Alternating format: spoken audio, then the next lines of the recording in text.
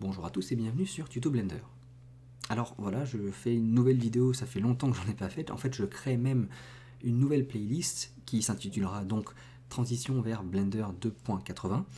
Et il y en a besoin en fait. Je peux pas juste tout simplement continuer à faire des tutoriels en passant de l'ancienne version à la nouvelle, comme ça, sans rien vous dire. Il y a plein de changements qui apparaissent dans cette nouvelle version qui est vraiment majeure. Je pense que, sans dire de bêtises, on s'approche presque des 2 ans de développement sur cette nouvelle version. Enfin, pendant 2 ans, elle a été mise en place, elle a été développée, et même actuellement, c'est une version qui est en phase de bêta. Elle n'est toujours pas stable, elle n'est toujours pas notée comme stable, en tout cas sur le papier.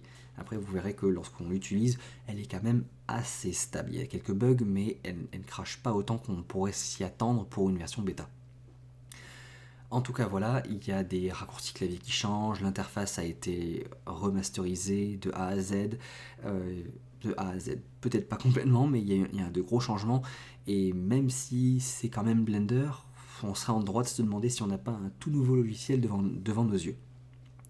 Donc voilà la justification pour la sortie de ce nouveau tutoriel et même de ce nouveau cursus. Dans cette vidéo, je vais plutôt m'intéresser à l'interface, à l'ouverture, l'interface, ce qui change et qui choque de visu, au premier abord, dès qu'on ouvre Blender, qu'est-ce qui va complètement vous déstabiliser. Et dans les prochaines vidéos du cursus, je m'intéresserai à des cas plus précis, plus particuliers, des zones de Blender qui soit ont complètement changé, soit sont complètement nouvelles. Et voilà, donc je suis excité de un peu vous montrer tout ça.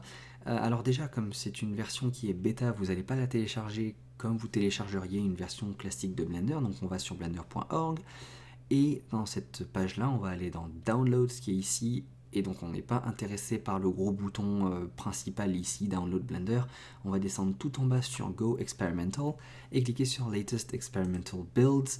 Et là-dedans, donc, vous pouvez choisir votre système d'exploitation et ensuite sélectionner un téléchargement. Alors je fais du Windows, moi ça me télécharge un fichier zip que je vais décompresser.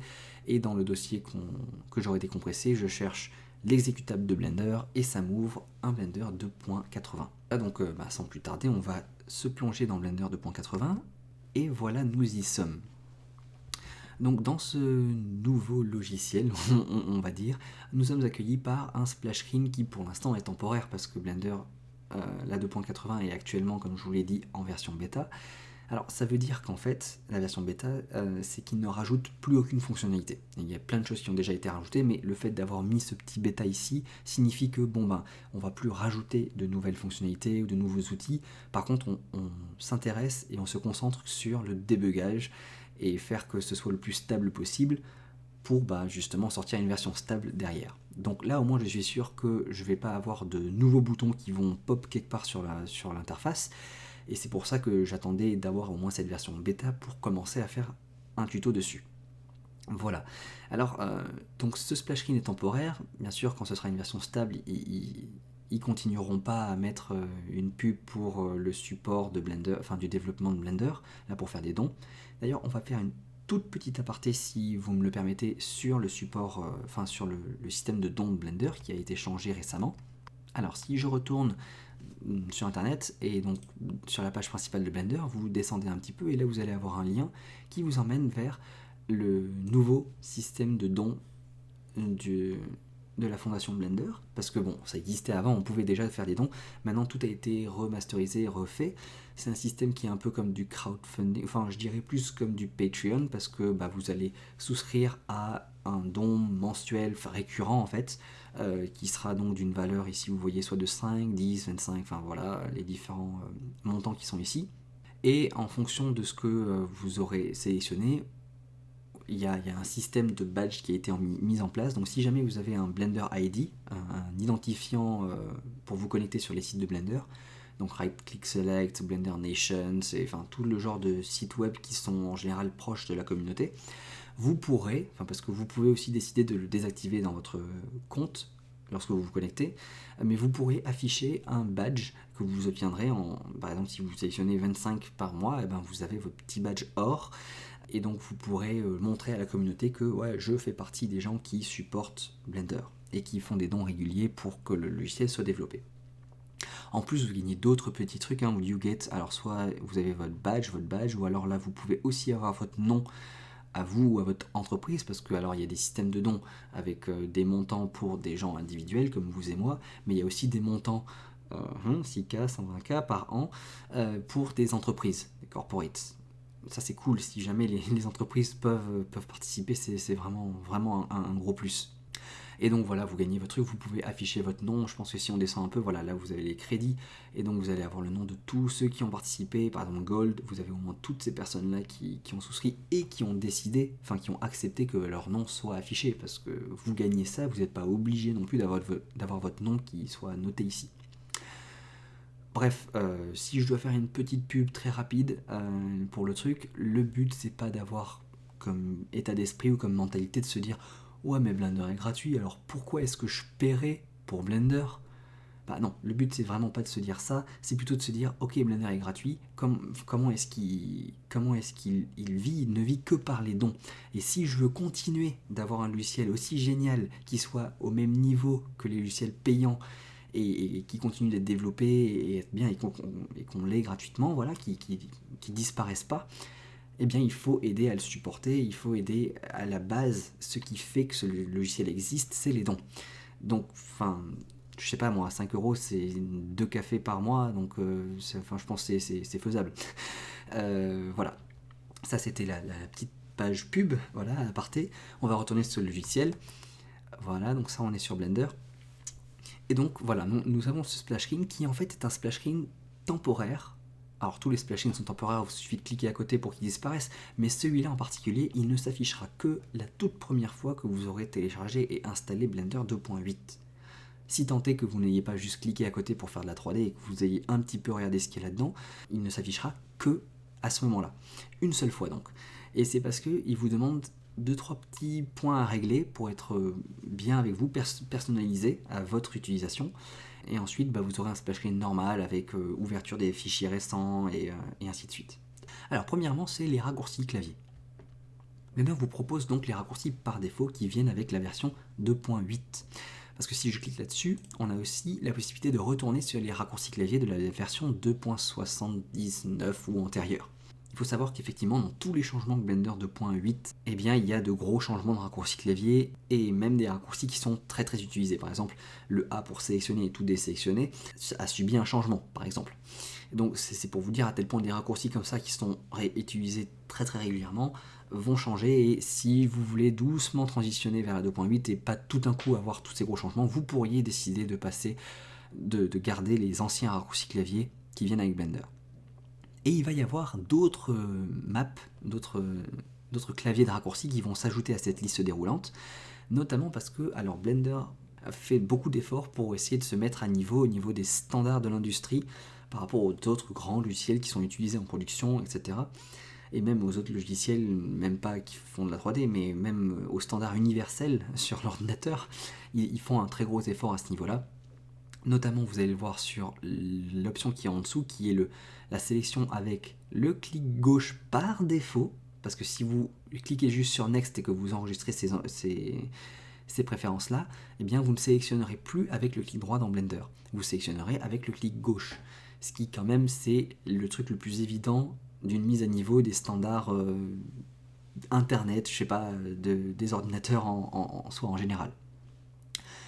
Donc Blender étant en train de faire de gros efforts à ce niveau-là, les raccourcis clavier changent, on sélectionne avec le clic gauche, et vous allez voir tout au long de la découverte de cette version 2.80 que Blender essaye justement de moins être à l'écart et de moins faire tâche en fait parmi tous les logiciels qui existent. La troisième option qu'on vous propose, alors ça c'est un peu personnel par rapport justement aux autres logiciels qui font justement de l'animation, la touche espace est très largement utilisée comme étant une touche qui fait play. Vous pouvez par défaut avoir cette option-là. Vous avez aussi la troisième option qui est comme la version précédente, la version 2.79, qui veut dire que lorsque vous faites la barre espace, vous avez une barre de recherche et vous pouvez rapidement taper vos outils pour aller rechercher l'outil que vous utilisiez, que vous recherchez, que vous ne savez pas où voir sur l'interface. Et la deuxième option qui est au milieu des deux, Tools, eh ben, c'est une option qui a été en grosse discussion pendant justement le développement de cette version 2.8, une grosse question qui était discutée par plein de gens. Eh bien, si on appuie sur la barre espace en sélectionnant cette option-là, eh bien, on va avoir la barre d'outils qui est ici, enfin les outils dans le mode dans lequel on est. Si on est en mode édition, il y a plein d'autres outils qui sont ici, qui vont apparaître sous la souris. Donc au lieu d'avoir à déplacer la souris jusque-là, eh bien, des actions ou des changements d'outils qui sont rapides, qui sont faits régulièrement, souvent peuvent être accédés très rapidement avec la barre espace et qui seraient sous la souris directement. À vous de faire votre choix. Et il y a un dernier truc ici qui est le thème. Alors on a Blender Dark ou Blender Light, il n'y en a que 2 actuellement, mais Blender a fait un appel à des thèmes en fait, un appel à la communauté pour proposer plein de différents thèmes, et je pense qu'il va y en avoir 8 ou 10, enfin une petite dizaine au total dans ce menu déroulant, et vous pourrez sélectionner différents thèmes qui sont tous bien spécifiques et qui ont été choisis parmi une liste proposée de plein de thèmes, de plein de gens qui ont passé du temps à essayer de faire le meilleur thème possible. Donc voilà, vous pourrez avoir un thème perso qui sera cool ici. Pour l'instant, je vais garder le Blender Dark, moi j'aime bien les thèmes un peu sombres comme ça. Et alors voilà, là où vous allez peut-être me détester, me haïr, ou alors être super content que je fasse ce choix-là, eh bien moi, ça fait, je sais pas, je dirais 10 ans, enfin dans la dizaine d'années peut-être plus, que j'utilise Blender, et je suis quelqu'un qui utilise le clic droit, et je me sens pas encore capable de passer au clic gauche. Ça viendra peut-être, sûrement même, parce que je pense que vu la direction dans laquelle vont les choses, en plus c'est par défaut le clic gauche, alors j'aime pas faire des déviations par rapport aux paramètres par défaut, mais là, actuellement, je sais pas, je n'arrive pas encore à m'y faire et à même vouloir essayer de passer au clic gauche. Ça viendra, je pense. Mais je vais rester sur le clic droit. J'ai des collègues au boulot qui sont passés clic gauche et qui trouvent ça bien et qui s'y habituent très rapidement. Mais moi, je reste clic droit pour l'instant. Et pour la barre espace, je ne fais pas vraiment d'animation. Alors, j'ai des bases d'animation, assez pour que plus tard sur cette chaîne, je fasse des tutos d'animation, mais sans aller vraiment très très loin. Donc j'utilise quasiment jamais la barre espace pour play, ou je fais pas trop de projets d'animation. Donc je vais rester sur le search. Moi j'aimais bien avoir ma barre espace pour faire mes recherches, et donc je vais laisser ça là-dessus. Et maintenant, si j'appuie sur Next ici, eh bien je vais enregistrer ces paramètres, et donc la prochaine fois que j'ouvrirai Blender, ce n'est plus ce splash screen qui s'affichera par défaut, ce sera un splash screen classique, avec une ouverture des fichiers récents, avec un lien vers le wiki, avec des choses comme ça. Donc je vais faire Next, et je ne pourrai plus vous afficher ce splash screen. Alors regardez-le bien une dernière fois, voilà, c'est fini. Voici donc le splash screen que vous devriez avoir maintenant à chaque fois que vous ouvrez Blender. Alors c'est un splash screen classique, je vais revenir sur certains des points qui sont ici, notamment les new files qui sont là, j'y reviendrai un petit peu plus tard dans la vidéo, mais sinon vous allez avoir le open qui vous permet d'ouvrir vos fichiers, d'aller explorer dans votre ordinateur pour ouvrir des fichiers .blend. Normalement ici ça va être remplacé par les derniers fichiers, les fichiers récents que vous avez utilisés et que vous voudriez réouvrir. Vous avez des liens classiques, comme l'ancien splash screen que vous aviez avant. Et comme avant, il vous suffit donc de cliquer à côté pour sortir de là. Voilà, on se retrouve donc maintenant dans le Blender que vous connaissez par défaut. La première chose à noter, c'est que le thème est très sombre, plus sombre que celui d'avant. Si je fais un parallèle avec le Blender 2.79b qu'on avait ici, le thème était déjà sombre, mais quand même plus clair que ce qu'on a maintenant dans la 2.80. Je vais essayer de faire des parallèles comme ça assez régulièrement. Ça c'est vraiment Blender 2.79b avec les paramètres par défaut, sans thème personnalisé, parce que sur ma chaîne d'habitude vous savez que j'utilise un thème, le thème Elysium. Si j'essaie de le retrouver par ici, les User Preferences, hop, je viens ici dans thème, je peux aller dans preset, et normalement je pense que le mien c'est Elysium qui est ici. Donc ça c'est à peu près ce à quoi ressemble le Blender d'habitude dans mes tutos. Mais il faut se rappeler que Blender par défaut c'est alors Load Factory Settings, c'est ça. Et donc pour une ouverture par défaut, la 2.8 qui ressemble à ça est quand même un peu plus sombre. Voilà, c'est un premier point à noter. Donc en parlant des préférences utilisateurs, comme je viens d'y aller tout à l'heure là dans la version 2.79, on va faire un tour sur les préférences utilisateurs dans cette version là, parce que les paramètres que je viens de vous montrer et qu'on a traficoté dans le tout premier splash screen, qui normalement ne devrait plus s'afficher, voilà le problème, ce splash screen ne s'affiche plus. Et si jamais vous avez fait un choix sur ce splash screen que vous regrettez par la suite, par exemple, vous vous êtes dit « Ah bah cool, je vais passer en sélection par clic gauche ». Mais au bout d'un certain temps, vous vous dites « Eh bien en fait, j'étais trop habitué aux sélections par clic droit, donc j'aimerais bien y retourner, comment je fais ?» Donc les préférences utilisateurs ne sont pas situées au même endroit qu'avant. C'est-à-dire qu'avant on allait dans File et vers le milieu ici, voilà, on trouvait User Preferences, ce qu'on ne trouve pas là. Maintenant, comme dans la plupart des logiciels, ça se trouve dans le menu Edit. Donc vous allez dans Edit et tout en bas dans Preferences, vous allez ouvrir le menu des préférences utilisateurs. Alors moi il s'ouvre hors champ là, en dehors de la zone d'enregistrement de mon tuto, mais je le ramène ici. Alors cette zone de préférences utilisateurs, c'est la même chose qu'avant, il y avait exactement les mêmes informations dedans, juste que les menus avec tous les onglets que vous avez ici étaient avant en haut, et ils l'ont juste passé sur la gauche en vertical. C'est tout ce qui a changé. Hein. Ah oui, et aussi le fait d'enregistrer les préférences utilisateurs est passé en bas à droite. Voilà. Et donc si vous voulez retrouver la plupart des propriétés que vous avez des préférences que vous avez dû rentrer sur le premier splash screen, vous allez dans l'onglet Input qui est ici. Et dans cet onglet, vous allez par exemple avoir ici les raccourcis clavier, soit de Blender comme on l'a ici, soit de la version précédente, ou enfin antérieure. Vous allez pouvoir choisir avec quel clic vous pouvez les sélectionner vos objets, clic gauche ou clic droit, et vous allez avoir l'action que fait votre barre espace. Et donc, bien sûr, ça a gardé les préférences que je viens de rentrer un peu plus tôt, mais vous pouvez donc les rechanger ici, cliquez en bas sur Save Preferences, et vous serez bon pour continuer Blender. Ah, une dernière chose, oui, si vous voulez changer le thème, vous allez dans l'onglet thème, et pareil que ce que je vous ai montré avant dans Preset, vous choisissez le thème que vous voulez. Vous voyez, il y en a quand même beaucoup moins que ce que je vous ai montré tout à l'heure là dans Blender 2.79. Mais bon, ça va venir, comme je vous l'ai dit, la liste va se prolonger. Bon, je pense qu'on a fait on a vu assez de choses dans les préférences d'utilisateurs, je vais quitter ça. Et maintenant, on va s'intéresser, donc plus particulièrement au début de ce tuto, à la fenêtre 3D. Il y a quand même pas mal de choses à dire rien que sur la fenêtre 3D. Puis on étendra un peu au reste de Blender pour voir un peu qu'est-ce qui a changé, qu'est-ce qui nous saute aux yeux au premier abord, comme ça.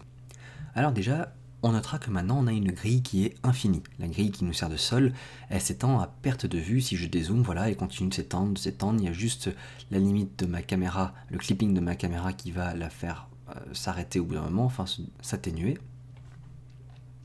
Mais sinon, on voit qu'elle s'étend à perte de vue, elle est infinie. Bon, à prendre comme vous le voulez, moi je m'y suis très rapidement habitué, c'est pas un changement qui va vraiment vous perturber normalement.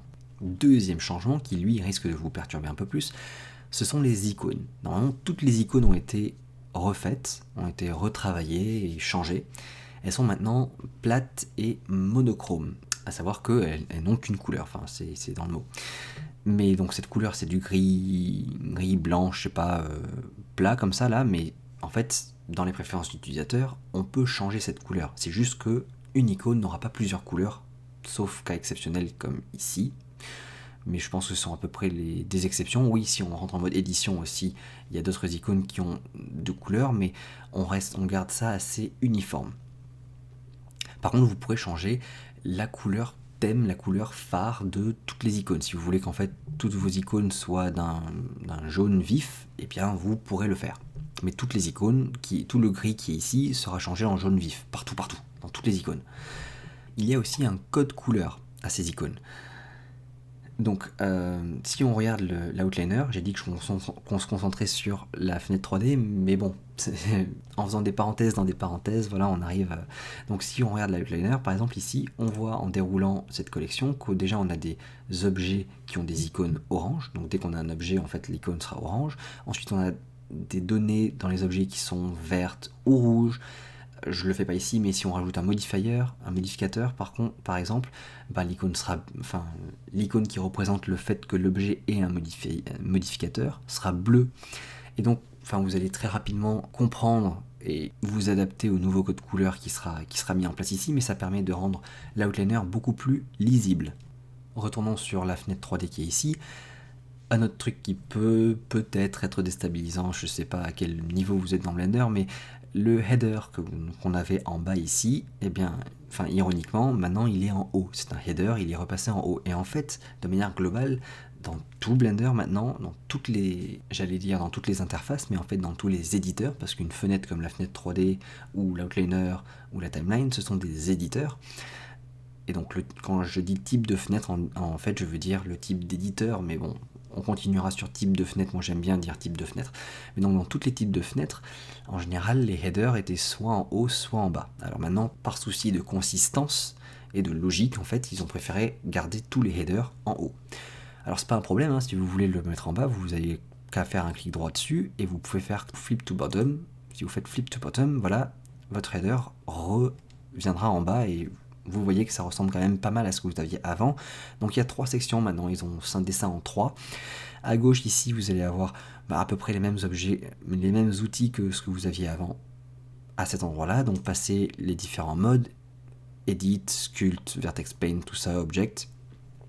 Les View, Select, Add et Object, on les avait aussi avant. En fait, je pourrais déjà faire un tab avec l'ancien Blender qui est ici.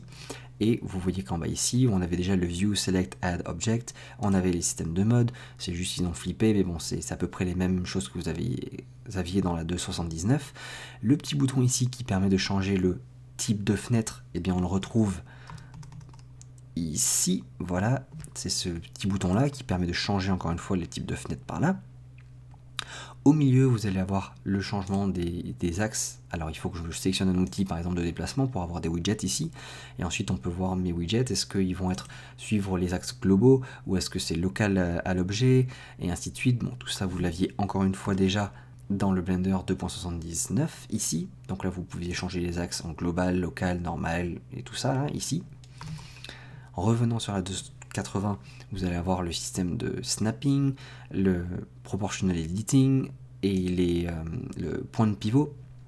Tout ça, c'était à peu près aux mêmes endroits, vers le centre, ici, dans la 2.79. Je vais refaire le flip to top parce que je commence moi à m'habituer au fait que ce soit en haut. Et comme je l'ai dit plus tôt, j'aimerais garder les paramètres par défaut autant que possible. Ce qui est vraiment nouveau par contre dans ce header, c'est la partie qui est à droite. Toute la partie qui est à droite ici concerne de nouvelles choses, notamment les 2 gros majeurs en fait qui apportent beaucoup. En fait, ce sont tous les 4 boutons plus le menu déroulant qui vont ensemble ici et le overlays qui est là. Ces 2 autres là, en fait, toute cette section là, je vais faire une, voire peut-être même sûrement 2 ou plusieurs vidéos en tout cas qui couvriront spécifiquement les sujets de ces choses qui sont ici, mais si je veux rapidement passer par-dessus, je vais vous expliquer au moins pour overlays et shading. Les overlays, ce sont plein de boutons qui vous permettent d'activer ou de désactiver alors j'ai envie de dire notifications, c'est pas des notifications, ce ne sont pas non plus des calques, comment je vais le dire? Alors en fait je vais vous expliquer en vous le montrant. Si je clique sur le bouton qui est à gauche, je cache tous les overlays ou je les active. Ce sont plein d'informations en fait, comme vous le voyez, qui viennent s'ajouter sur mon interface 3D pour m'aider à mieux comprendre ce qui se passe dans ma scène 3D. Donc si je cache tout ça, je n'ai plus que mon cube, mon objet, ce que je verrai au rendu.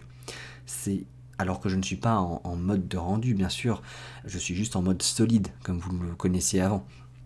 Mais par contre, tous les overlays, ce sont toutes ces informations, le sol, la lampe qui normalement n'est pas visible dans ma scène, la caméra non plus, les widgets, le curseur 3D, tout ça ce sont des overlays, ce sont plein de sortes d'informations qui sont écrites par-dessus. L'outline par exemple, le contour de mon objet pour dire qu'il est sélectionné, tout ça ce sont des overlays et des informations qui me permettent de comprendre un peu mieux ce qui se passe dans ma scène.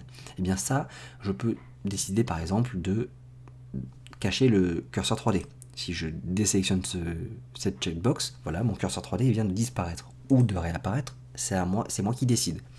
Et donc j'ai tout plein de contrôles et comme vous voyez, il y a plein d'options un peu partout.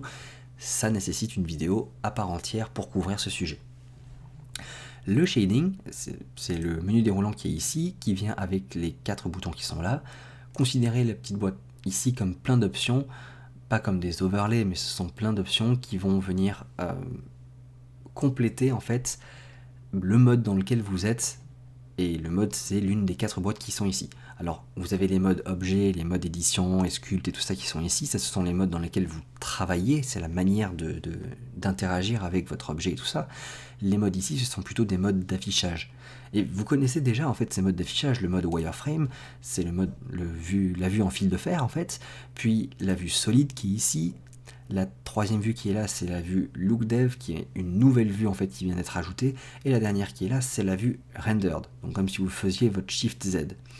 Donc vous connaissez en fait toutes ces vues-là, sauf que maintenant elles s'accompagnent d'un menu déroulant ici, Shading, qui vous permettent d'avoir plein de petites options assez sympathiques pour tweaker, c'est de l'anglais, mais pour venir customiser, c'est encore de l'anglais, votre affichage. Mais je pense que le message est passé. On reste sur cette fenêtre 3D, et un truc qui doit vous travailler depuis le début de la vidéo maintenant, mais auquel je vais venir maintenant, c'est la toolbar, donc le menu T. En fait, si je fais T, je cache et je raffiche encore ce panneau qui existe toujours, c'est encore le menu T, mais il est bien différent de ce qu'on avait avant. Encore un petit contrôle tab pour passer sur la 279, on voit que le menu T est quand même très différent ici, on a plein de boutons, aucune icône, énormément d'onglets qui sont ici sur la gauche. Et voilà, et ça prend toute une grosse partie de mon écran. Alors, quand je faisais File, User Preferences, moi dans mes tutos, j'aimais bien activer ici dans System un truc qui s'appelait Region Overlap et qui faisait, alors je sais pas, oui, si ça l'a fait, qui faisait que ce panneau était mis transparent entre guillemets. Donc si je passe ici ma grille derrière, je vois ma grille derrière mon panneau. Alors c'est pas activé par défaut dans la version 2.79 parce qu'en fait cette option qui est ici, qui permet de rendre ça transparent, mange un peu de calcul d'ordinateur, enfin ça demande un peu plus de calcul à l'ordinateur, et du coup ça ralentit un petit peu voilà, les calculs, Blender, tout ça. Mais sauf que ça c'était un bug qui a été corrigé, et qui maintenant dans la 2.8 n'affecte plus du tout en fait les performances d'affichage ou comme ça de la fenêtre ou de la vue 3D. Du coup ils l'ont mis par défaut, parce que c'est quand même plus pratique d'avoir de gagner tout l'espace qui est ici en dessous des icônes, parce qu'en fait mon menu T il continue en bas de ces icônes là. Comment je le sais? Si je déplace un peu mon curseur ici, à un moment il change de couleur dans la double flèche qui me permet d'étendre le menu ou de le resserrer. Et donc ça me permet maintenant de vous montrer que si j'étends ce menu, il y a des choses qui se passent, et donc je peux passer d'un menu avec une seule icône, une seule colonne ici, à une double colonne, ou même à une seule colonne mais avec du texte qui explique en fait à quoi correspond chaque icône, et qui pour peut-être des débutants est plus facile à prendre en main en fait, à maîtriser. Donc à vous de voir comment vous voulez le faire. Mais alors là on est en mode objet, il y a peu d'outils. Si je fais tab par exemple et que je passe en mode édition, waouh, on voit que la toolbar s'agrandit énormément. Tous les outils qui sont à notre disposition en mode édition sont rajoutés ici, sont facilement visibles. Et alors là, ça fait beaucoup plus d'icônes à se souvenir, donc effectivement, si vous vouliez repasser en une seule colonne ou en deux colonnes, faut se souvenir des icônes. Elles sont assez explicites, mais pour un débutant, je peux comprendre que parfois, il y ait besoin de texte un peu pour essayer de facilement se mettre ça en tête. D'un autre côté, si on se met en vue texte, eh bien ça mange quand même pas mal d'espace sur votre fenêtre 3D. Donc à vous de voir ce que vous trouvez le plus pratique, et enfin voilà, c'est customisable à volonté. Encore une fois, donc tout jusqu'en bas, ça c'est le menu T, et donc si je fais CTRL molette, je peux réduire et agrandir en montant ou en descendant ma souris en fait, et je peux régler la taille de mes icônes comme je le veux. Donc si je veux du texte que j'arrive à lire un peu petit et que je veux pas que ça prenne trop de place, voilà, je peux réduire ou agrandir le texte comme je le souhaite. Et ça, je peux le faire un peu partout dans Blender. Je pense que c'était l'objet de l'un de mes quick tips, et donc qui marche encore dans la version 2.8. Voilà. Toujours donc dans cette toolbar, vous noterez que certains de ces outils a une petite flèche en bas à droite ici, qui me permet d'avoir un menu déroulant. Alors je vais repasser en mode objet, comme ça je vous montrer un peu mieux les trucs. Ça pareil, il y en a un aussi là-dedans. Si je prends l'outil de sélection ici, donc qui est la sélection par boîte, c'est comme le B que vous aviez avant. Je peux toujours faire B si je veux avoir une boîte de sélection pour sélectionner mes objets. Mais je peux aussi cliquer pour me mettre dans cet outil-là. Donc maintenant le système c'est cliquer sur un outil pour activer cet outil de manière permanente, et maintenant chaque fois que je fais un clic gauche, si je fais juste le clic gauche, je déplace mon curseur 3D, ça ne change pas. Mais si je fais un clic gauche et que je drague, que je traîne ma souris, je fais ma boîte de sélection et j'utilise l'outil qui est comme ça en haut à gauche. Et donc je peux faire ma boîte de sélection, je peux sélectionner juste un objet, et quand je sélectionne un autre objet, maintenant, ça ne fait pas de la même manière qu'avant, ça a ajouté à la sélection. Maintenant, quand je relâche ce clic, ça va sélectionner ce qu'il y a dans la boîte et désélectionner tout ce qu'il y a autour. Bien sûr, je peux sélectionner plusieurs objets à la fois s'ils sont tous dans la boîte, et si je fais une boîte de sélection dans le vide ici, je désélectionne tout le reste. Et donc je sélectionne ce qui est dans la boîte, mais vu qu'il n'y a rien dans la boîte, ça désélectionne juste ce qu'il y a autour. Je reviens sur cette petite flèche qui me permet en cliquant dessus et en maintenant le clic enfoncé, de changer cet outil par des variantes de cet outil. Donc je peux avoir une boîte de sélection, je peux avoir un cercle de sélection comme le C, le sélection avec la touche C, ou alors je peux avoir une sélection par lasso. Et donc voilà, si je clique là-dessus, voilà, je peux cliquer, drag et avoir un lasso et donc dire que voilà, ça, je sélectionne de cette manière-là. Donc comme je le disais il y a 2 secondes, maintenant, quand je sélectionne un de ces outils, je me mets dans cet outil. Je ne sais pas vraiment comment expliquer ce truc-là, par vous le montrer, mais si je clique sur Move, maintenant je suis dans l'outil Move. Et donc quand je clique avec mon clic gauche et que je déplace ma souris, je déplace mon cube, même si je n'ai pas cliqué sur les widgets en question. Un peu comme si je faisais G et que je déplaçais mon objet avec G. C'est la même chose, G fonctionne toujours, bien sûr, ils n'ont pas enlevé la fonctionnalité de ces raccourcis clavier. Le but, c'est que lorsqu'on connaît les raccourcis clavier, on aille beaucoup plus vite en les faisant, en les utilisant. Mais pour ceux qui ont besoin de quelque chose de visuel, vous pouvez savoir que ici vous avez Move, et quand vous cliquez dessus, vous pouvez placer votre souris où vous voulez dans votre espace 3D, cliquer et déplacer votre cube pour le faire de manière plus intuitive. Je précise cette chose parce que si je repasse en mode 2.79, vous verriez que ce n'était pas aussi simple. Lorsque je cliquais sur Translate, qui est là, donc qui est l'équivalent de Move maintenant, eh bien, je déplaçais mon cube à partir du moment où je cliquais sur ce Translate. Et je viens de dire n'importe quoi. Si voilà, quand je clique, alors j'ai fait un clic drag, c'est pour ça que ça n'a pas fonctionné, mais quand je clique, à partir du moment où j'ai lâché mon clic, je déplace mon cube. Et ma souris était en haut à gauche ici. C'est vraiment pas très intuitif ou pratique. Surtout pour le scale, qui me permet d'agrandir ou de réduire, j'ai pas forcément envie d'agrandir ou de réduire en fait à partir du moment où ma souris est en haut à gauche de mon écran. C'est très peu intuitif et pas pratique du tout. Pareil pour la rotation, hein. Je tourne à partir du moment où ma souris est en haut là-bas à gauche, c'est pas bien. Ça a été résolu avec ce nouveau système d'outils qui fait que il faut cliquer sur l'outil, je me mets dans ce mode d'outil, je peux déplacer ma souris et ensuite, quand je clique dans l'interface 3D, je peux utiliser l'outil à ma guise. Et ça ne m'empêche pas, alors que je suis dans l'outil Rotate, de faire G pour déplacer mon cube en Move. Voilà. Donc ça c'est encore un point, je vais peut-être un peu trop dans les détails sur cette fonctionnalité en particulier, je voulais rester un peu global, mais bon c'est cadeau, c'est pour vous. La dernière chose dont je n'ai pas parlé encore dans cette fenêtre 3D. Ah non, en fait, pour être plus précis, c'est l'avant-dernière chose. J'aimerais parler d'encore autre chose, mais l'avant-dernière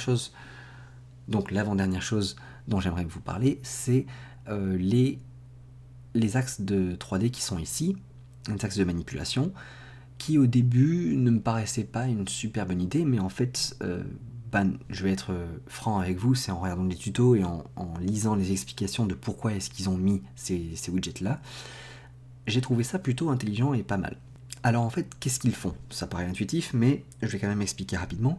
Les axes qui sont ici vous permettent de rentrer dans les vues normales qu'on connaît, les vues de face, de côté, de top, comme ça.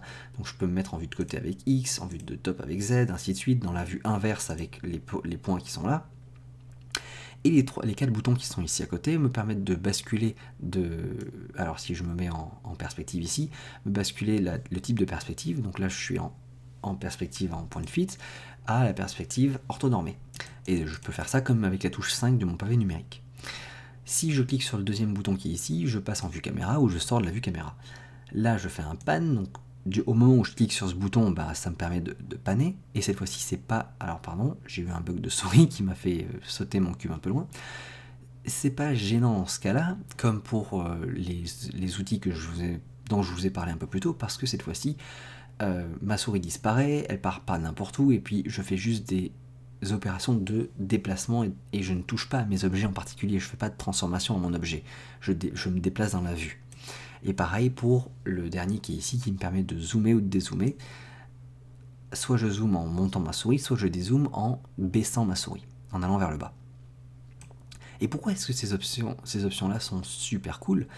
pas forcément là pour une utilisation sur l'ordinateur comme je le fais classique avec une souris, mais imaginez ceux qui ont une tablette graphique et qui sont au stylet, et qui doivent tout le temps sortir la main reposer leur stylet pour aller sur la pavé numérique ou avoir accès à un pavé numérique en tout cas. Imaginez aussi que vous soyez sur un ordinateur portable qui n'a pas sur son clavier un pavé numérique.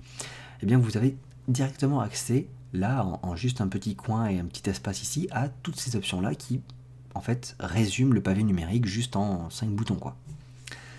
Donc ça c'est quand même assez pratique dans ce genre de cas de figure. Et je pense que c'est une bonne chose.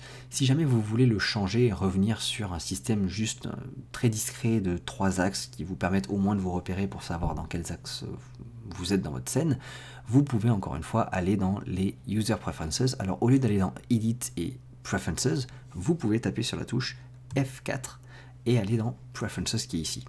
Encore une fois, ça s'ouvre hors champ. Et je pense que cette fois-ci, il faut aller dans Interface qui est là. Et il faut cliquer sur... Mince, je pense qu'ils l'ont changé d'endroit. Alors quoi? OpenFilm, non, c'est pas ça que je cherchais. Gizmo non plus. 3D Viewport Axis. Je pense que c'est ça, Simple Axis. Voilà. Donc c'est ici. Vous changez dans le menu déroulant sur Simple Axis. Et maintenant, vous voyez qu'en haut à droite ici, vous avez juste les simples axes. Maintenant que je le revois, peut-être que je vais passer à ça.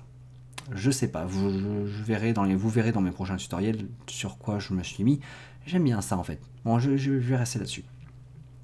Mais sachez que vous pouvez avoir l'interactive navigation qui est là et qui va vous permettre de facilement naviguer, surtout si vous avez une tablette graphique. Allez, on va le laisser pour la fin du tuto. J'ai dit que c'était l'avant-dernière chose. La dernière chose que j'aimerais voir, alors pour la fenêtre 3D bien sûr, c'est alors dans la version 2.79 qui est ici, lorsque vous faisiez une action, je vais faire par exemple une rotation ici, je peux ensuite appuyer sur la touche F6 de mon clavier et je vais avoir ce menu flottant qui apparaît sous ma souris. Flottant, je ne sais pas s'il est flottant, si il est flottant, je peux le déplacer où je veux. Et en fait, je peux changer les propriétés de l'action que je viens de faire. Et c'est l'équivalent en fait de ce panneau qui est en bas à gauche ici et que j'appelais le menu éphémère jusqu'à maintenant. Et donc qui permet de vite fait changer les propriétés de la dernière action que je viens de faire, et au moment où je fais une autre action, si je fais G par exemple, pouf, quand je clique et je termine mon action G, maintenant j'ai des options que je peux modifier sur l'action de grab, de déplacement que je viens de faire avec G, mais j'ai perdu tout accès aux modifications des opérations que je pouvais faire sur la rotation que j'ai faite à l'instant. J'espère que vous avez suivi cette phrase.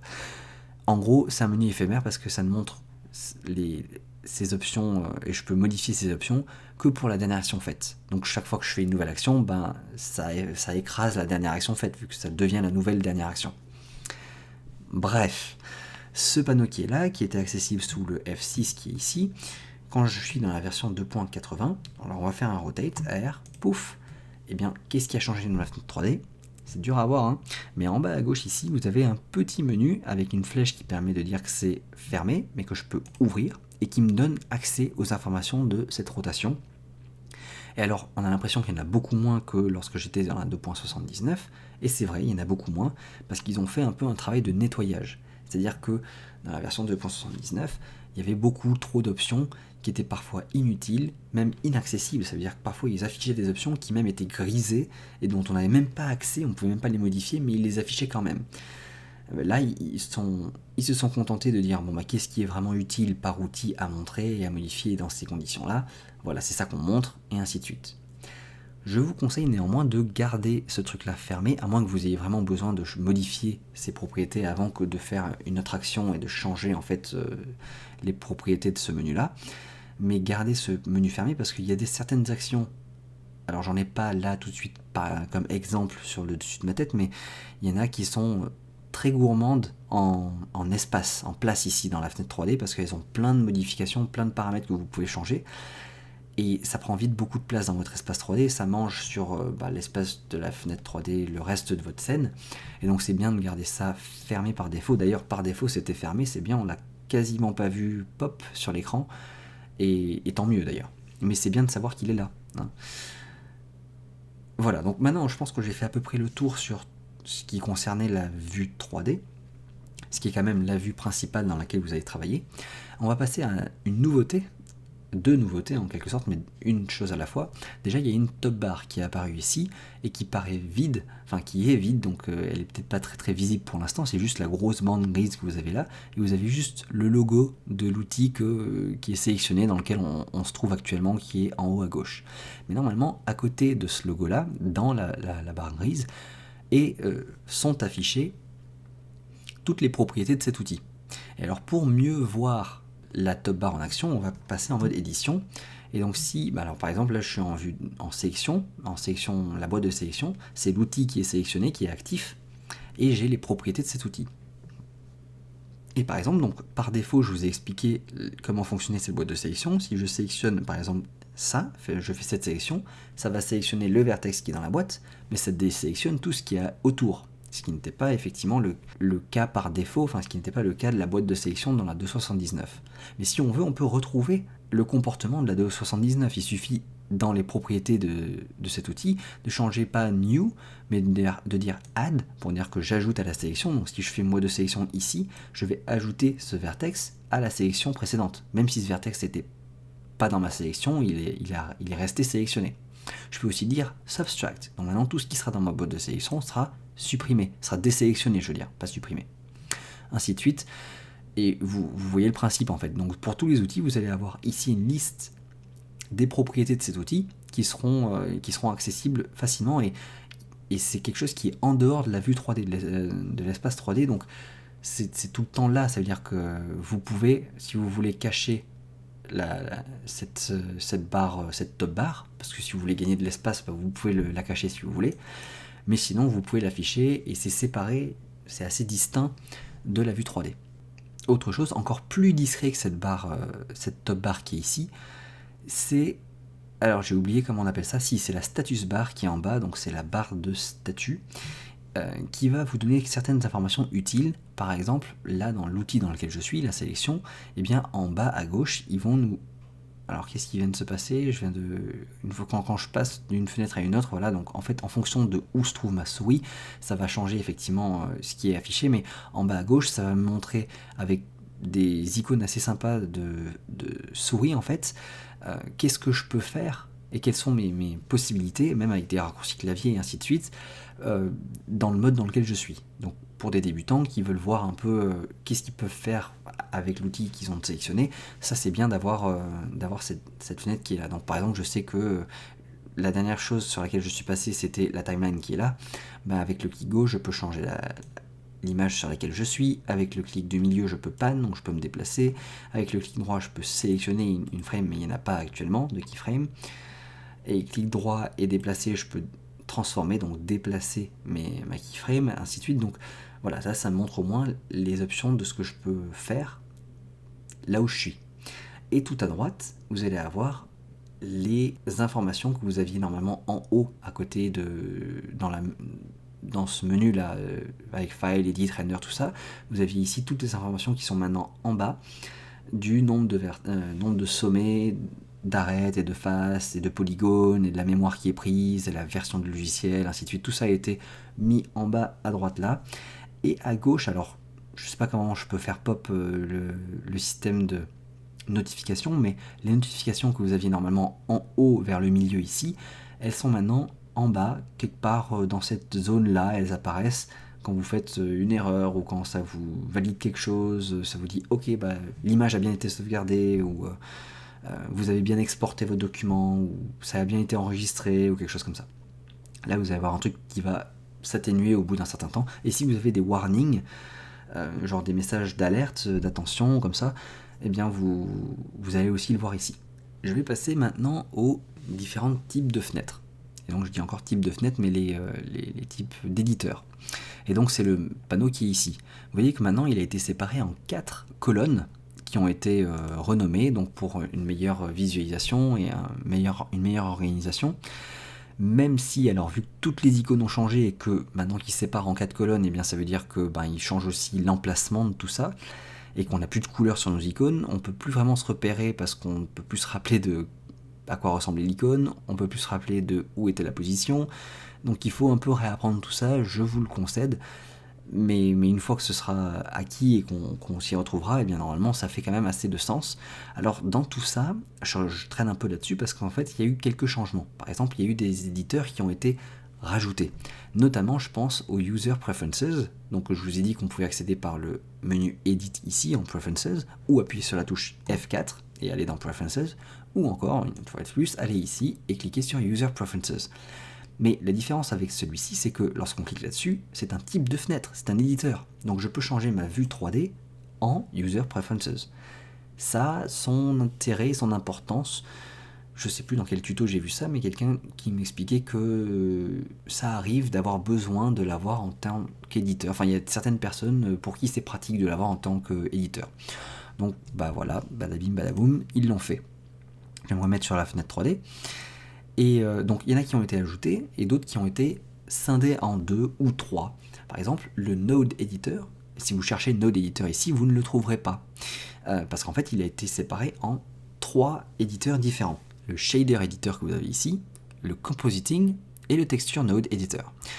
Et donc chacun a son titre en particulier, donc ça faisait pas de sens parfois, enfin pour certaines personnes, d'aller dans le Node Editor, qui était le nœud pour les matériaux par défaut quand on y allait, pour ensuite faire du compositing. Il fallait changer en bas à gauche, enfin en bas à gauche, peut-être pas, je sais pas, on va ici y aller, mais si je vais dans le Node Editor ici, il fallait changer ici, bon oui c'est en bas à gauche en gros, de matériel, il fallait dire que mais non en fait je veux aller ici pour faire du compositing, ou alors que je veux faire des textures. En fait ces 3 trucs qui sont là ont été, en fait ils ont scindé les 3 qui sont ici.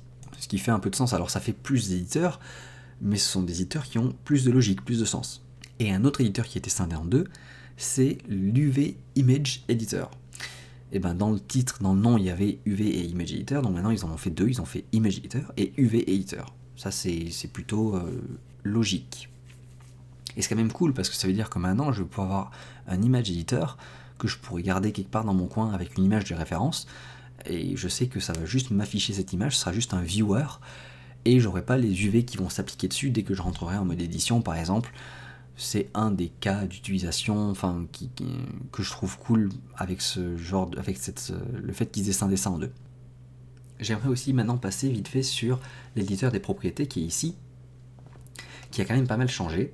Alors le truc qui saute le plus aux yeux, je pense, c'est que le menu qui était en haut, horizontal là, et pour lequel on n'arrivait jamais à avoir toutes les icônes dans la même fenêtre, à moins de l'agrandir. Voilà, c'est cette barre là, il fallait scroller dedans pour avoir la fin, ou alors il fallait agrandir la barre et donc perdre en espace de fenêtre 3D. Et bien cette barre est maintenant passée verticale ici sur la gauche. Alors on peut se dire que bah du coup on perd un peu en espace horizontal là, on perd un peu en espace, mais non, parce que ça a été rattrapé par le fait que maintenant cet éditeur des propriétés a été repensé pour qu'il y ait des colonnes uniques. Et en fait, je pense que c'est dans à peu près tous les éditeurs, partout dans Blender, même dans si je fais le menu N, ou si je vais dans d'autres éditeurs, à chaque fois qu'il y a des menus, ils ont voulu instaurer ce qu'ils appellent la colonne unique, même si au final c'est pas complètement ça, parce que il y a des modifications là-dessus aussi. Mais si je passe dans la 279, encore une fois, on voit que bon, ce panneau-là, eh bien, parfois vous avez 2 colonnes, parfois vous avez qu'une seule colonne, parfois vous avez 4 boutons, puis un menu déroulant, puis un truc en dessous.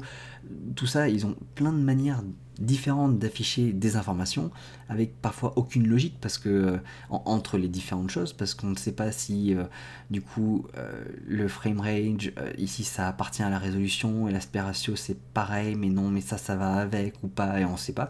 Il y avait apparemment des problèmes d'alignement, alors je ne saurais pas vous les déceler partout, mais il y avait des erreurs de logique, de consistance sur tous les boutons qui étaient là. Pardon pour le bafouillis.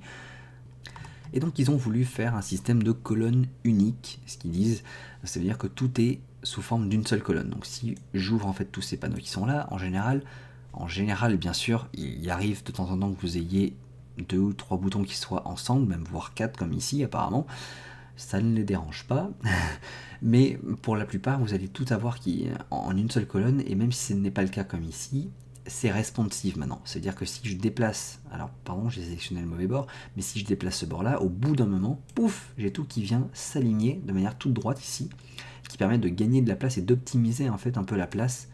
En soi, le raisonnement derrière, c'est de se dire, ok, il vaut mieux scroller vers le haut ou vers le bas comme ça, comme on est habitué à le faire partout sur Internet, sur l'ordinateur, plutôt que de devoir scroller horizontalement. Et ça, c'est pas quelque chose qui est assez intuitif chez les gens. Donc maintenant, voilà, tout est de manière verticale. Et bien sûr, si on agrandit la fenêtre et qu'il y a la place, pourquoi ne pas profiter de cette place et réorganiser les objets, les boutons, pardon, pas les objets, pour que on ait moins à scroller et qu'ils occupent la place au mieux. Voilà, ça c'est un des gros changements qu'ils ont fait sur cet éditeur-là, et ça permet de réduire un maximum cet éditeur, de gagner plein de place sur sa fenêtre 3D, pour se concentrer vraiment là-dessus et avoir juste accès aux quelques boutons dont on a besoin de temps en temps ici. Pareil, on peut cliquer et déplacer sa souris en restant cliqué ici, et si on fait scroll, non ça marche pas, pour se déplacer dans les différents menus. Les icônes ont changé, et comme c'est passé en vertical, c'est encore le même problème, c'est-à-dire qu'on a encore un peu de mal à se repérer sur où sont quels éditeurs, mais bon, il faut un peu de temps de pratique, et ensuite ça rentre. Il y a un nouveau bouton, un nouveau menu qui est apparu à l'intérieur de ce menu, enfin une nouvelle section, qui est la section top bar, j'ai envie de dire. En fait, c'est une section qui est dédiée seulement à afficher les options qui sont affichées dans la top bar. Alors je vous dis avant qu'on pouvait cacher cette top bar pour gagner de l'espace 3D, et on peut cacher la top bar et ici se mettre dans ce menu là pour avoir accès aux options qui sont normalement affichées dans la top bar. Et alors, il y a eu une grosse discussion lors du développement de Blender 2.8, 80 en fait, pour se dire, est-ce qu'on fait cette top bar? Il y en a qui étaient pour, mais ceux qui étaient contre disaient que oui, mais tout va être horizontal, et parfois afficher tout de manière horizontale, c'est pas pratique. Notamment, alors on va se mettre par exemple dans un sculpt mode pour faire de la sculpture, et là vous voyez que pour les différents pinceaux qui à notre disposition, tels que c'était avant dans la toolbar, on retrouve à peu près la même disposition dans ce nouveau menu, et avoir la prévisualisation ici, avec les sliders comme ça, qui sont l'un en dessous de l'autre et tout ça, c'est quand même beaucoup plus pratique, en tout cas personnellement je trouve, et visuel, que de l'avoir dans la forme d'une top bar ici. Après, c'est pas vraiment à moi de juger, d'apporter un jugement, moi je vous montre juste les changements et comment ça a été amené dans cette version 2.80. Mais donc voilà, il y avait cette controverse entre les personnes qui trouvaient ça vraiment bien et un gain de place et tout ça, de faire ça de manière horizontale ici, et ceux qui se disaient non mais en fait dans certains cas c'est quand même plus pratique de l'avoir verticale, d'où le fait d'avoir les deux en fait. Donc si vous voulez cacher la top bar, vous pouvez, si vous voulez vous mettre dans un autre menu ici, vous pouvez encore, et ainsi de suite, vous pouvez avoir tout ce que vous voulez. Donc ça prend le meilleur de chaque monde. Il y a aussi eu un split, alors comme il y a eu un split ici dans les éditeurs, dans les types d'éditeurs, il y en a eu un ici dans tous les modes qu'on a ici. Ça a été le split entre les modes rendu et output. Donc ce sont les premiers normalement, enfin après la toolbar, la top bar je veux dire. Donc vous avez ici le premier, si je laisse ma souris dessus, vous avez le tooltips qui va vous montrer que c'est render, et le deuxième qui va vous montrer que c'est output. Et en soi, c'est vrai qu'il y a des options qui sont vraiment spécifiques à chacun. Dans le render, on va avoir tout ce qui concerne le rendu, le moteur de rendu que vous utilisez, Eevee, Cycles, Workbench, n'importe quoi.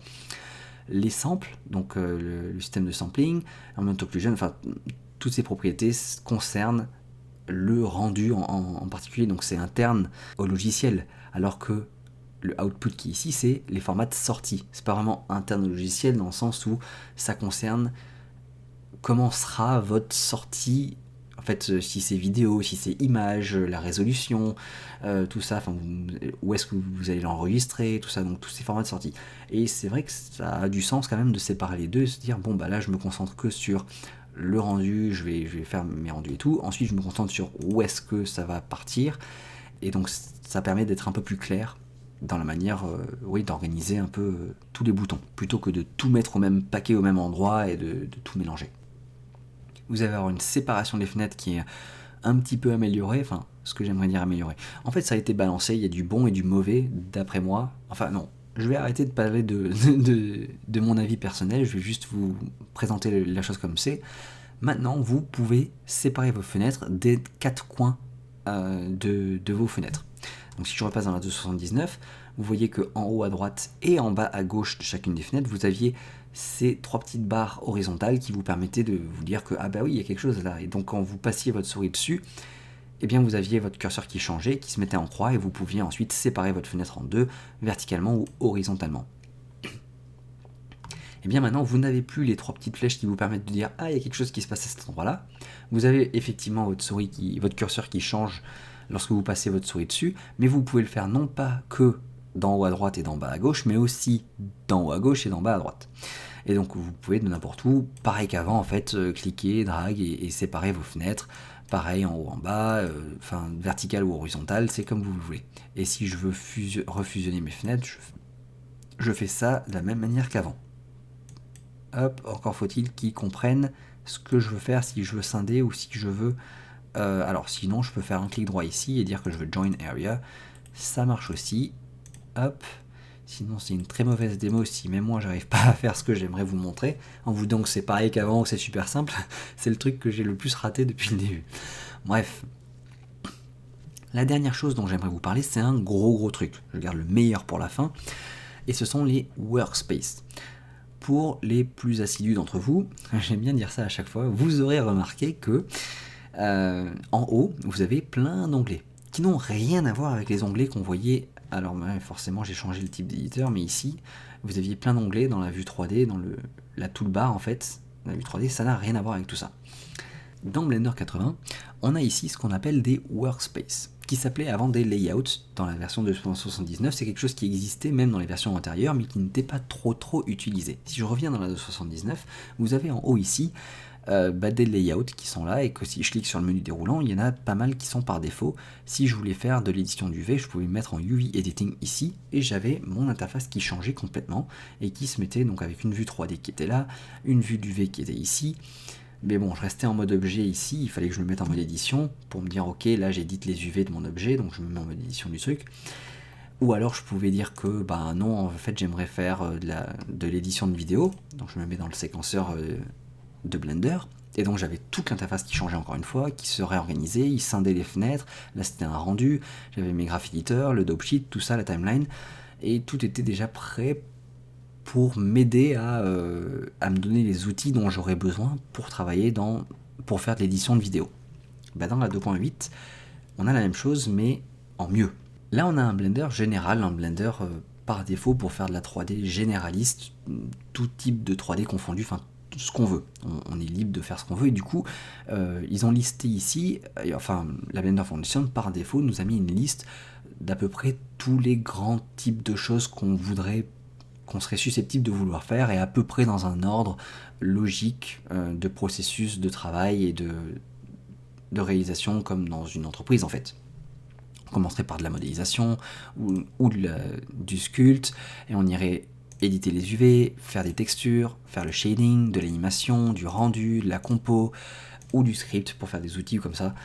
Et donc c'est un bon résumé en fait de tout ce qu'il y a, même en plus. Alors ça c'est pour ce qui serait le plus susceptible d'arriver, mais si on clique sur le petit plus, on a même une liste avec d'autres menus qui sont aussi été préparés pour nous et qu'on peut aussi accéder facilement. Là où ces systèmes de layout sont vraiment cool, c'est que ils gardent en mémoire pas mal d'informations et ils nous préparent encore mieux que ce qu'on avait avant.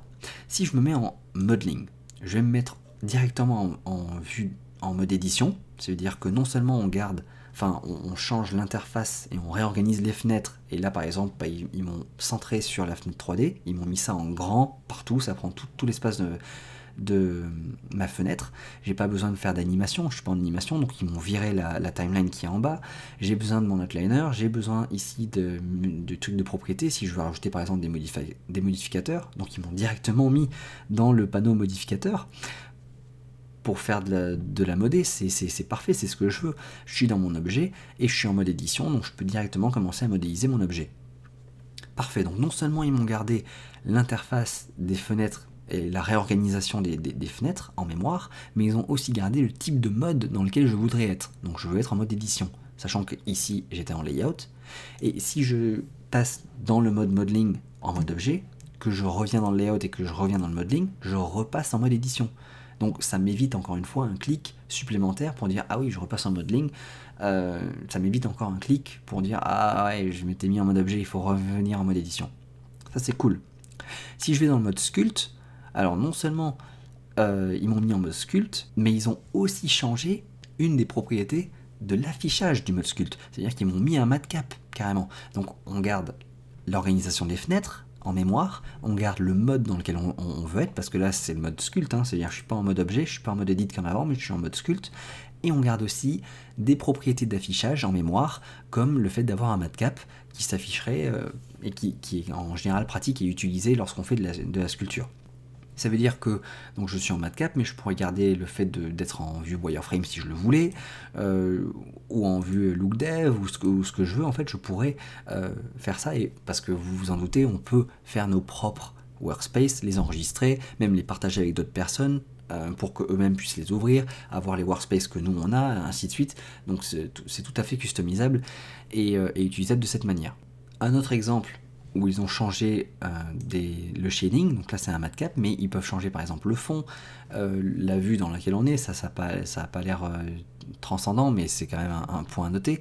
Si je vais dans le plus qui est ici, on a un point pour l'animation 2D. Alors moi je suis pas un animateur du tout, mais la 2D c'est pas vraiment mon truc non plus, mais je vais quand même passer là-dessus parce que c'est un point qui est bien à noter. Si je clique, si je vais aller dans 2D Animations, pouf, et là j'arrive dans un workspace qui est fait pour l'animation 2D. Donc j'ai des pinceaux, je peux dessiner en 2D normalement là où je suis. Alors non, apparemment je peux pas dessiner en 2D, pourtant je pensais que c'était le cas. Peut-être que j'ai sélectionné le mauvais, c'est peut-être full canvas qu'il faut que j'aille. Ou alors c'est un bug parce que c'est encore une version bêta, je ne sais pas. Normalement il me semblait que je pouvais dessiner, ou alors il faut que... Alors je suis en sculpt mode toujours. Peut-être que c'est un bug, peut-être que normalement je devrais être en... Il devrait me passer... Alors si je suis en mode objet et que je reviens dans ça, je peux dessiner, non je peux pas, est-ce que je peux éditer? Ah, parce qu'en fait je suis en édition avec un objet qui est un objet normal, et je pense que pour ça il faut avoir un objet grease pencil, genre stroke. Et là, cet objet-là, si je vais en mode édition de cet objet, là, je peux dessiner avec. Non, je sais pas ce que je peux faire. Bref, je viens de vous le dire à un instant, je ne suis pas un animateur 2D. C'est dommage. Je vais pouvoir vous le montrer dans 2 secondes parce que je vais avoir un autre exemple avec l'animation 2D qui, j'espère, va fonctionner cette fois-ci, parce que c'est dommage, c'est l'effet démo. Ça fonctionne pas au moment où je veux le montrer. Et maintenant que je viens de faire presque une heure, enfin plus d'une heure de vidéo, j'ai pas envie de devoir éditer ou de refaire tout ça. Donc je vais continuer à me lancer. En tout cas, ce que je voulais vous montrer dans ce workspace là en particulier, c'est que, donc par exemple, le fond a changé complètement, il est en blanc.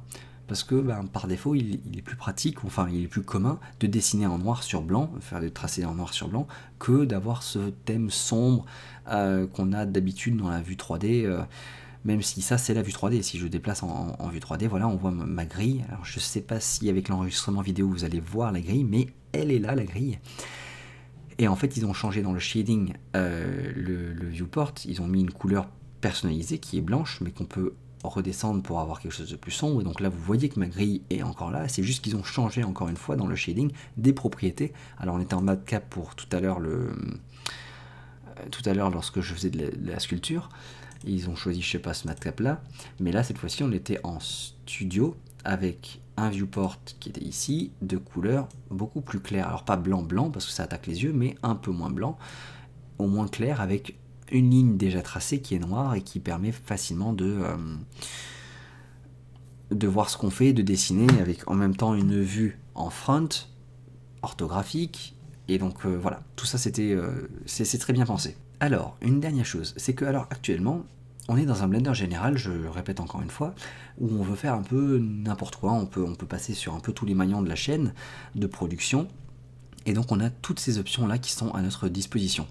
Mais revenons un peu en arrière, enfin un peu en arrière, revenons au début de la vidéo lorsque j'ai ouvert mon splash screen. Lorsque je voulais ouvrir une nouvelle scène, alors j'ai le new file qui est ici, mais en fait le new file, même si j'enlève le splash screen, ça, en fait vous l'avez vu, ça y est, je l'ai ouvert, c'est ici, c'est accessible ici. Si je clique en dehors et que je fais file et new, j'ai pareil, la même liste déroulante qui est ici, et lorsque je vais réouvrir un projet, je peux choisir d'être donc en Blender général et avoir accès à tous ces workspaces qui sont ici.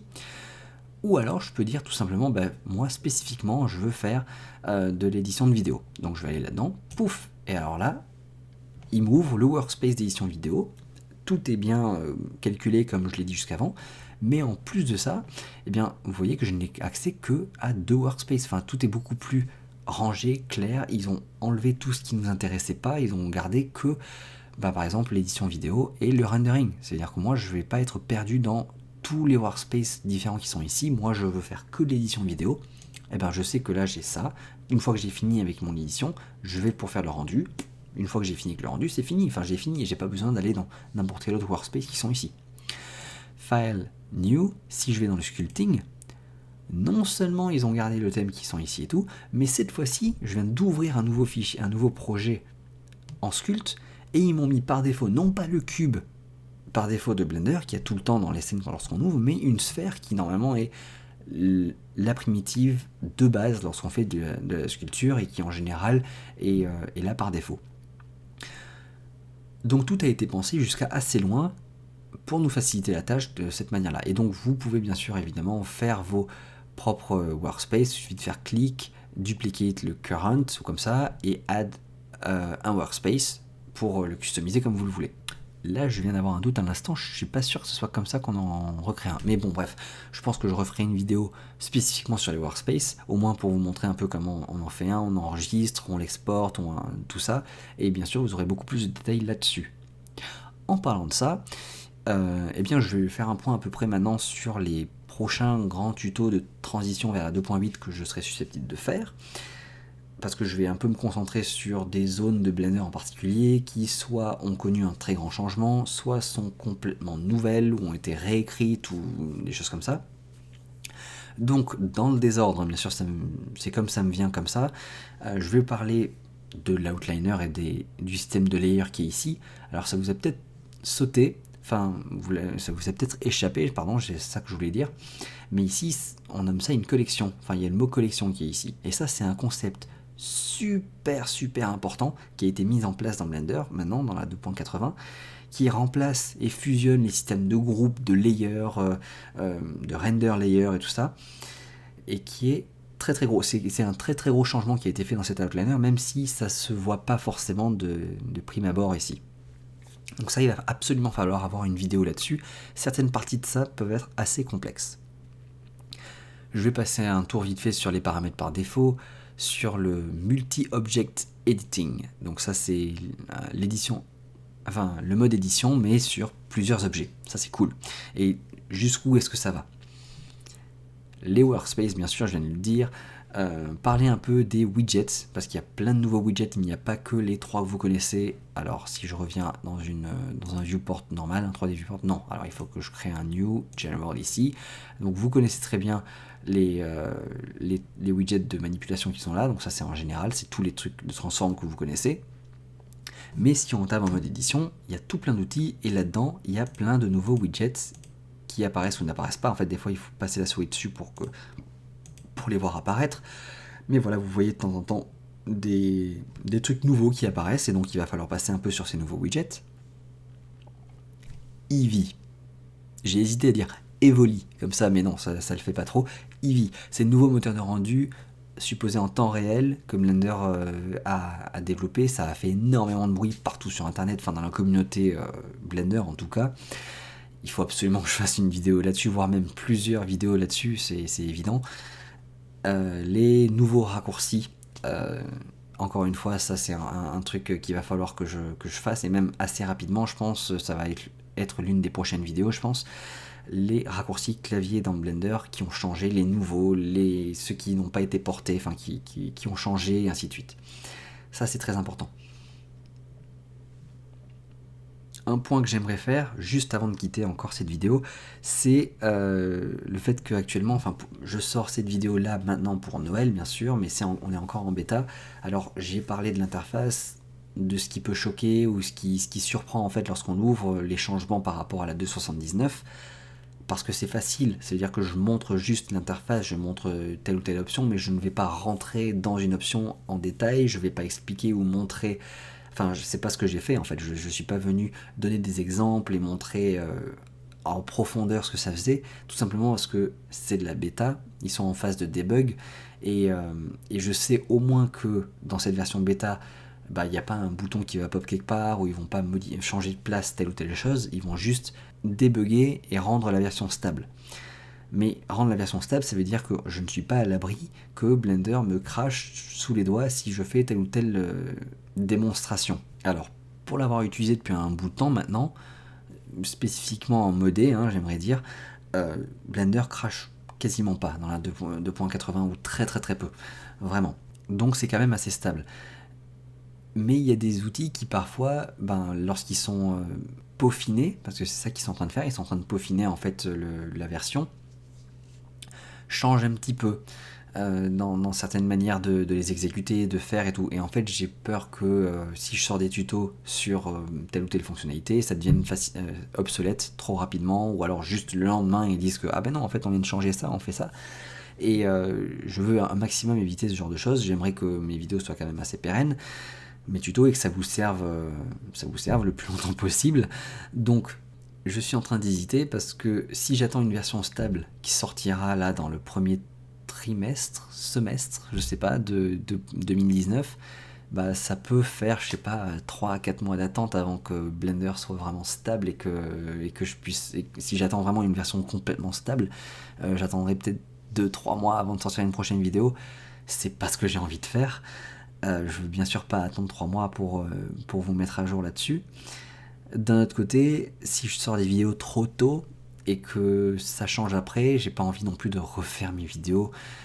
Je suis un homme très chargé, j'ai beaucoup de choses sur mon emploi du temps et refaire une vidéo c'est la mort pour moi. Donc ouais non, je suis un peu dans l'indécision et je ne sais pas trop à ce niveau-là. Donc vous allez voir dans le futur, je vais faire ma décision sur le moment. Peut-être que je trouverai de quoi faire des vidéos. Je pense que déjà la vidéo sur les raccourcis clavier, c'est quelque chose d'assez sûr, que je peux faire de manière assez sûre. Parce que les raccourcis clavier, ils ont déjà passé beaucoup de temps à y réfléchir dessus, et je pense qu'il ne va plus y avoir trop de changements. En tout cas, le gros de la vidéo devrait être bon pour un moment. Mais voilà, ça c'est l'état dans lequel je suis, c'est pour ça que j'ai très peu sorti jusqu'à maintenant. J'attendais au moins que la bêta sorte, et donc pour la suite, j'attends une stabilité qui me rassure sur le sujet que j'aimerais couvrir avant de couvrir le sujet en question. Voilà, c'est tout. Mais sinon, je vous ai pas oublié, je continue d'utiliser Blender 2.8 dans mon temps libre et sur des projets perso à moi quand j'ai le temps. Encore une fois, je suis un homme chargé. Et tout ça pour essayer de bien prendre en main le logiciel et de vous apporter des tutos assez précis, conséquents et avec plein d'infos dedans. J'espère que ce tuto a été utile, que vous avez appris plein de choses. Et dites-moi dans les commentaires, j'ai sûrement encore été trop long ou que voilà, il y a des choses qui vont pas. Bien sûr, j'aime bien les tutos courts aussi, hein. Même pour moi, c'est plus pratique de faire des tutos courts, mais vous savez comment c'est, je m'emporte. Et puis là, c'était dur de scinder cette vidéo d'interface en plein de petites autres. Il aurait fallu, j'aurais pu le faire effectivement, mais j'aime bien aussi centraliser toutes les choses et rester assez clair dans ma manière de présenter les choses. Je m'étale, je sais pas pourquoi je continue de parler en fait, je vais arrêter là. Merci beaucoup d'avoir regardé cette vidéo, j'espère que vous avez appris des choses et je vous dis à la prochaine. Salut!